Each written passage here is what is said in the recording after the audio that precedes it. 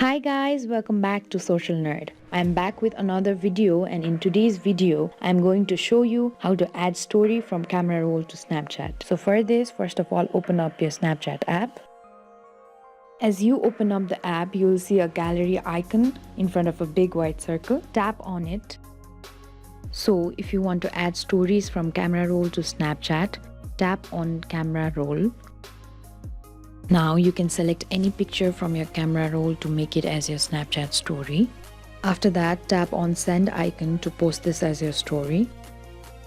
There you can see the option of my story. Tap on it and press the send button. Now your story has been posted and your friends can see it for 24 hours. This way you can add story from camera roll to Snapchat. I hope this video was useful to you. Don't forget to like, share and subscribe to my channel.